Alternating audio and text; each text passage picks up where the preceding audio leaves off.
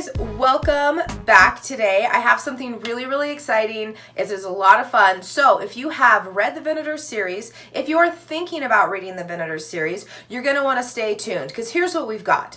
I stumbled upon a review last week from Susan at NovelLives blog, and it was a lovely review. Thank you, Susan. The comments on my writing style were just beautiful, and it was very touching. But she commented on her frustrations with several of the things in the series, namely things that were being dropped and not picked back up, and she was very concerned and frustrated because she was like, there's no way she can wrap up all these ties in 3 books.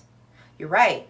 There's no way I can wrap up all those ties in 3 books because what is not being communicated very well, and my publisher and I are in talks to figure out, okay, how do we communicate better what we're doing here?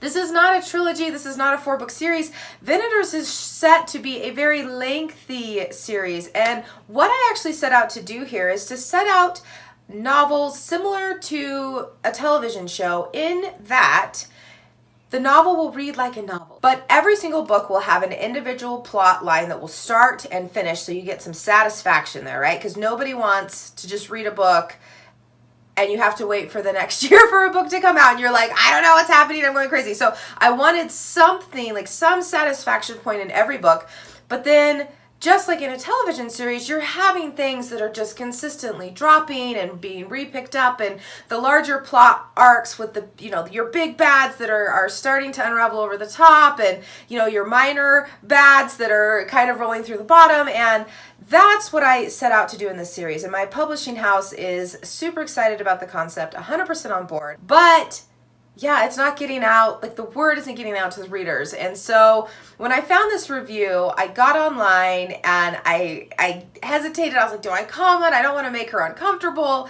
And so I went ahead and I left a comment explaining, what it was that we were doing. We were talking and she was like, can I ask you some questions? And I was like, absolutely. Like, I would love to do a blog post where we discuss this series, discuss what's going on. And then as we started talking, I was like, why don't we do a video? Like, that way you guys are going to get more information than me trying to type everything out. And it's just more entertaining to watch. So Susan sent me a list of questions, and we're going to hit all of these questions here. She's going to share this on her blog, which is, again, it's NovelLives. No, it's not. It's NovelLives. I'm sorry. English. Okay, so Susan's going to share this on her blog, which is NovelLives. Again, in case you want to go check, she has some great reviews. And so we're just going to go through these questions. I have my laptop in front of me. I'm going to read the question off, and then I'm going to give you guys my answers. First question. She says, you alluded to how the Venators series isn't structured like a typical series, and that you wanted to clarify what that structure would be. The floor is mine. I kind of already did that, though, right? But yeah, so basically serial style. It's going to just pick up, drop off. You're going to have breadcrumbs dropping everywhere. And they might get picked up in the next book you pick up, or they might get picked up in book 4 or 5. Beltran, we've been hinting kind of at what he can and can't do as far as his shape-shifting is concerned. And I've known since I started writing book 2 that would come out in book 3. So there's going to be there's stuff that's dropped in book 1 that might come back in book 5. Like, it is something that's meant to be enjoyed and picked up as the characters pick it up. The story is laid out very much in a serial TV style and also in a discovery point of view, coming from Ruin and Gray and figuring out what they know and having that world slowly kind of unravel for you guys as it slowly unravels for them. Question 2, how has or will the above question affect the rollout of different storylines? I think I just covered that. Susan, it's like I'm psychic! I'm pretty sure I covered that. So we're gonna move on. If you don't feel I covered that, go ahead and drop a question in the comment below. Riker and Gray obviously had stark opposite reactions to their first encounters with the goblins and Tate, with Ruin falling somewhere in the middle. Did the characters come to you fully formed in this mindset, or did you make the conscious decision to have 3 characters along that spectrum? No, that was actually very conscious. So there are some characters that come to me very organically. Beltran was one of those. Beltran was a complete accident, and then he was awesome, and now he will be there forever. But Gray was the first one that came to me. Gray was a very important character to me. For those of you who have not read the series yet, Gray has a lot of abuse in his backstory that I feel that has been hinted enough that anyway, I don't think this is a spoiler. So Gray's had a lot of sexual abuse in his background, and I felt that that was very, very important because there are not enough examples in literature of boys and men speaking about and surviving and coming back from sexual abuse. It's always, not always, but it's generally the female character. So that was very, very important to me. So Gray came to me first, at which point I had to decide his opposite, his flip to the coin in this whole story, that would make up his weaknesses and vice versa, and that was Ruin. I wanted someone who was very, popular, had lived a very different life than he had. Her problems were very different than his, and then Riker has his own part to play, and I do know where he's going. I don't know when exactly that's going to fall in the storyline, but I know what's happening with him. And so again, I needed him to have a different reaction to these events than Gray did as well. So Ruin actually wasn't exposed to what Riker and Gray were. She was the only one that didn't have the same experience. But Gray and Riker had a very similar experience that happened prior to book 1, and they did react very, very differently to that. And that is in part to their personality, but there's also another piece to that puzzle. And when I was working with the screenwriter, as we were going through a few things, we were actually discussing this exact point. And so it was really cool to explain to him why they reacted so differently in addition to just their personality. And I don't think I can actually share that because I think that's a little spoilery, so I'm not going to. But yes, those were all very, very intentional choices. Lots of fantasy books have one or two or even a handful of elements in your series, but few, if any, have all of the things. Elves, fays, fairies, vampires, humans, succubus, shapeshifters, sorceress, goblins, etc. It's pretty ambitious. Did you think you'd lose your mind doing all of this in one book? So this, again, very intentional choice. I had written, my previous 5 books were all fantasy, and so once I finished The Wizard's Heir, this was the first time that I didn't actually have a book idea waiting in the wings. So I had to sit down and be like, okay, what am I doing next? So I thought, okay, do I want to do fantasy? Do I want to do something else? Fantasy really is my love, and so the most my mind stretched at that point was, well, I could do paranormal, which is not all of that different, but slightly different. And as I was going back and forth, I was like, you know what? I'm doing all of it. Like, I want to be able to incorporate everything. And that idea is actually what created the world, because then I had to sit back and I was like, okay, well, if I am putting everything in, if I have all the stories, all the creatures, what does that world look like? And the more I thought about that, I realized that it would be a disaster, because when you have that many creatures with that many abilities, that much power, some of them have very, very long lifespans as well, you're going to get a mess of long histories, a lot of betrayals, power grabs, constant power fluxes, betrayals. Like, it would just be so corrupt. And they're really, like, I couldn't really think of a way around that. Like, how could it be anything other than that? Which is where Eon grew from. Like, once I realized what that meant and what that would look like, that's where the council came in, and the storyline for having someone like a third party, someone that was outside of this mess, to come in and be able to help with that, which was where the idea for the Venators came in. So, yes, it was very ambitious, and I knew from the beginning that I had to be careful, which is also in part, to be completely honest, why we're rolling out the story the way that we are. Because if I just dumped you in a world of this size with this many creatures and tried to explain everything and everyone's backstory and show you everything in 3 books, no, it's not possible. It is not possible. It would be the longest, most boring book ever, because it would just all be backstory, and it would just be one new place after another, and it would just be too much. So I really felt like the only way to tackle a story of this size is to do it the way that I wanted to do it in. Definitely it's overwhelming, and I really hope that I've accomplished it not feeling overwhelming to you, and that it's more noticing the magnitude and not feeling it yourself. So. Ruin and Riker are twins, twin Venators, which means their senses should be heightened. Will they ever discover that twin connection between each other to help find their way around all the lies, especially for Riker's sake? That is the biggest spoilery question ever. I can't answer that question. I can't answer that question. Number 7, what is Beltran's deal? I still don't trust him. I just keep waiting for him to reveal his true intentions. Speaking of which, ditto on Verita. Okay, well, Beltran even says in book 1, like, don't trust anyone. Susan, I'm just saying, like, he says, don't trust anyone. Beltran has been alive long enough to see what type of things are temporary and what type of things are not, which puts a slightly different spin on it from a more moralistic approach of someone who has a much shorter lifespan and has not seen what he has seen. It does affect his views on right, wrong, good, bad, for sure. Beltran has had to become somebody that he probably didn't start out as, and part of his storyline is the fight against who he is at his core and who he has become because he had to. Verita is very hurt. She's very damaged.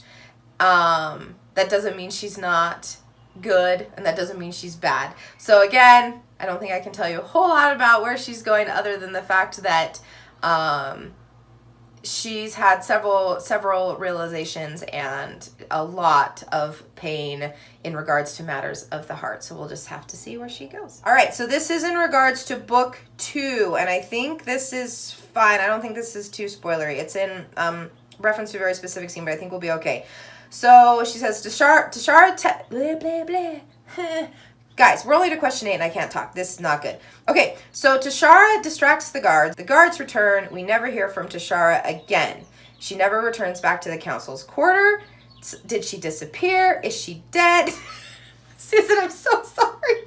This book was really painful for you. So you will get that answer in book 3. I've already written the scene. And this is actually going to trigger you getting a little more backstory into Tashara and how the succubus actually works, and her true nature and intentions, and a little bit more of her heart. And it's a very dark scene, and I'm kind of dreading sending it to my editor because she's going to send me notes about how messed up my head is again. And I say again because she really struggled with the Fina's court scenes with Gray. Like, she was just utterly horrified about all the things I'd written. So yeah, the answer to that is coming in book 3. No, she is not dead. And you'll figure out what happened after and the price that Tashara had to pay for helping Gray and Ruin in that scenario. Bigger questions. What can you tell us as you work on the next installment of Venators? I can tell you that this story is going to get more and more intense in a very, very emotional way. And I say that it just keeps getting darker, which on the one hand I didn't fully anticipate, but on the other hand I don't know what I was expecting, like based on what I built.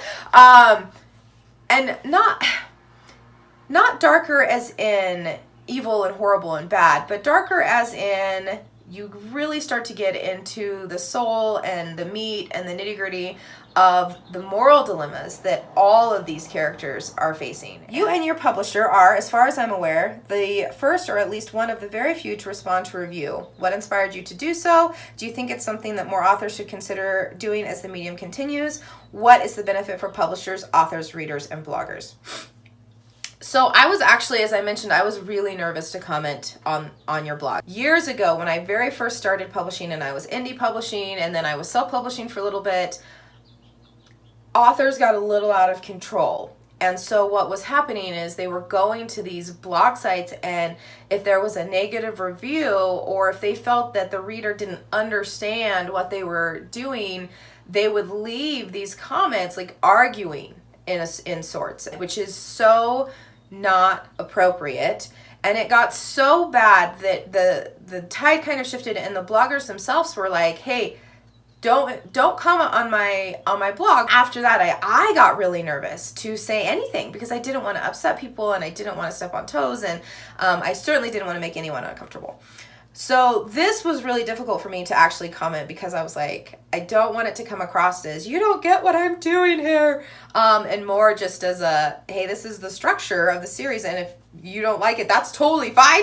But this is just, that's what's going on. We are not wrapping this up in a third book. And it was a really hard choice for me, but I felt that you were dead on in that without knowing that there would be multiple books, I feel like the enjoyment of the book is affected.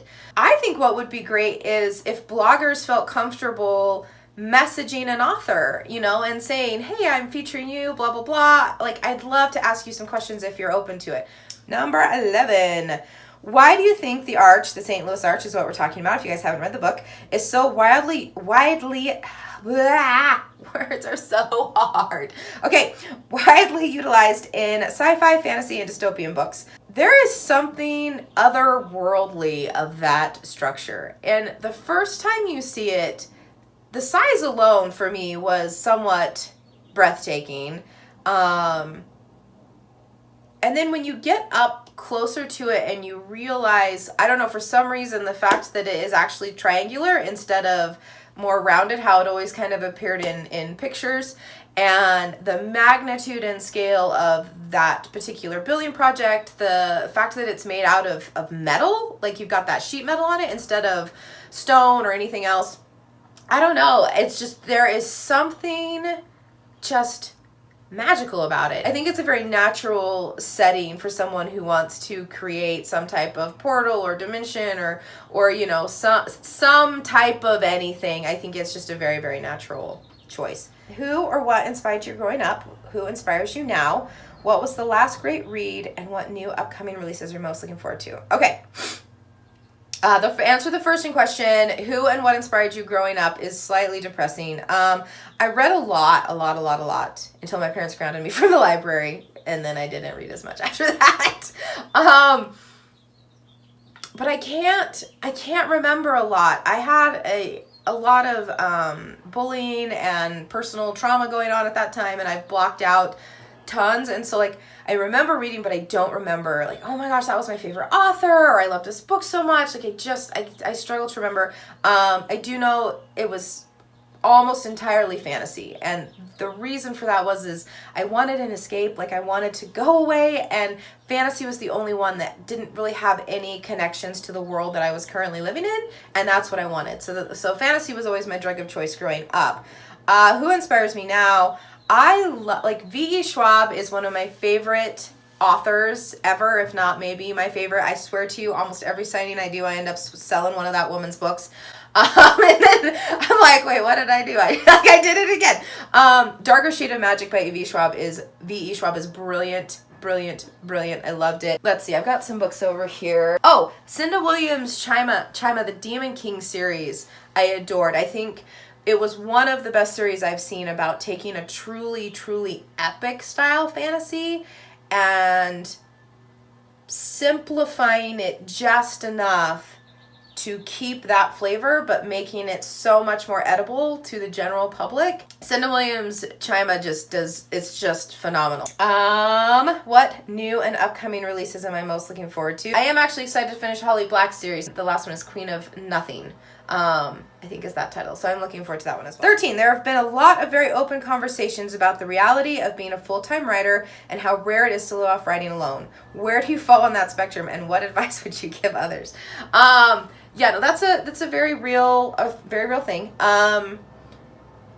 So I do currently full-time write. Now, I have a husband who has a full-time income, and what we did to allow me to do this was we kind of switched up our lifestyle. We shut down. I was running a preschool, teaching at a preschool, and it was both of our incomes that afforded us to live where we were living at and in the type of home we were living and the type of life we were living. And it became more important for me to follow my dreams and for me to do what I love than to have the house that we had. So we sold our house, we reorganized our finances, we downsized, we moved, we did a lot of changes so that we could technically pay all of the bills on my husband's income. And if I have money coming in, fan-freaking-tastic. If I don't, I'm not so stressed out that I can't continue to create my art. And I realize that that is a very, very blessed situation, and that there is a lot of privilege in that situation. And so that needs to be made very clear. Before that happened, I did what I had to do. So in order to write, so for the first 4 books that I wrote, I had very small children. My husband's job is crazy, so I either have him home or I am a single mom. So there was a lot of times where it was me. I was owning, operating, and running a preschool out of my home, which meant that I was working for the first half of the day, and I was also having to do stuff in the evening to prepare and all of that stuff. I was also teaching voice lessons. I still do that. I have a few students that I still teach, but I was also teaching voice students after school, and then, trying to do everything else and writing novels. And that was, it's what it was. Like, it was important to me, and so that's what we did. Because we needed the money, and I didn't have the time, and I didn't know what was going to happen, and so I let go of things in order to make time for that. Like, TV watching kind of stopped for a while, because that was the only time I had, so that's when I wrote. So being a full-time writer is a blessing, but it is something that you need to be very, very responsible at, and, do what you need to do to pay the bills until the situation presents itself where you can proceed to live on the income that you have coming in. What advice would you give bloggers? Oh, I wouldn't have any idea where to even start with that. I have never done blogging. So my first thought is that, if you want to reach out to an author, reach out to an author. I don't think they're going to be offended, unless you're reaching out to just tell them that they're the worst thing you've ever seen, and they should probably quit. Like, maybe they wouldn't appreciate that so much. But if you want to chat with them, most of us are more than happy and more than willing to take the time to do that. Okay. What is my favorite place to read or write? I am a fickle human. As far as reading, that's a little bit easier. I like to kind of curl up. I have a really deep couch that I can pull the back cushions off of, so I can nestle in there. And then I take the couch cushion, I put it on my lap to rest the book, because the book gets heavy. So I like to read there, and I like to read in bed. As far as writing, I cannot write in the same places. I get very burnt out very quickly. I very rarely can work from home anymore. My office is mainly used for recordings and the other side of my job, which is the social media and the business end. So I move around a lot. I will work at coffee shops. I will work at, there's a place called The Village in Meridian, which is like an outdoor shopping. I don't know. It's beautiful. I'll work in libraries. I will work in the car pickup line while waiting for my child. I will work anywhere. But areas go stale real fast for me. And so if I've been at a place for a few days, I probably won't be back there for a couple of weeks. And I don't know why that makes me feel like a lunatic. But that's what it is. Do you wait for book ideas or characters to come to you, or do you attack your stories proactively? I do both. So a lot of times the characters and ideas do just come to me, and I have another book that I have started that I would really like to finish if I can ever figure out time to work on it when I'm not working on Venators. But Venators was the first one where I didn't have anything, and so I had to be proactive about it, and I think that that's a very possible thing to do. And it was fun. It was fun to instead be like, oh, this ideas beating down my head, to be able to be like, what do I want to do? I don't know. I never thought about that before. So I do whatever it takes to be able to keep on writing. If you could co-author a book with anyone right now, who would it be? Oh, for the love. So my immediate answer is V.E. Schwab. What trends and tropes most excite you in publishing right now, and which most concern you? I'm excited that fantasy is definitely a thing right now, because for a while it wasn't. So that's obviously very exciting to me, because that is something that I love to do. I love that more and more diversity is getting put into books, and I don't like calling it a trend or a trope, because it is a thing and it needs to stay a thing, but it wasn't always a thing. So I like that that's coming up. What most concerns me? This is a hard one, because what's most concerning me is starting to happen in my book, and so I'm like, oh crap. I think honestly, because I have a daughter who is 12 and a son who is 15, I think one of the most concerning things for me is the size of the YA category. I think once upon a time, you know, you could let your child roam around the YA category and just be like, pick up whatever you want. And now I feel like the things that I have read in YA that are graphically described, I don't want my 12-year-old reading that. Like, that's insane. Now, my 19-year-old, fine. Me, fine.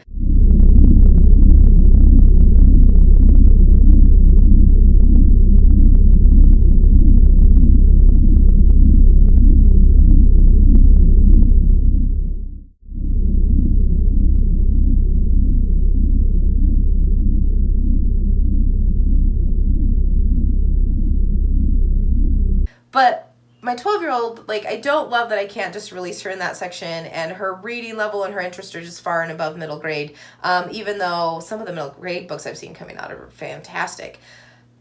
And I realize as I'm saying that my book is at the upper end of the YA range, and so the irony is not lost on me with this.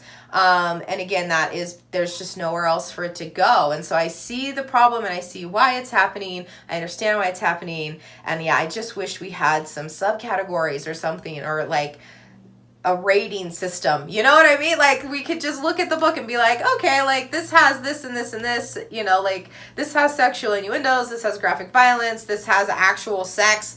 So that, you know, as a person who wants to control what they read, or as a parent, we could kind of help figure and direct things a little bit better, just like we do with movies. The fact that my own books are falling in that category, like, yeah, I get it. Okay, this is the last question. Have I seen Endgame yet, and what did I think? I have not seen Endgame yet. I'm so behind on my movies. I wanted to go the other day, but then I was like, crap, I still haven't seen Captain Marvel. Like, I need to see Captain Marvel before I see Endgame. And so, yeah, I'm really behind. I'm really, really behind.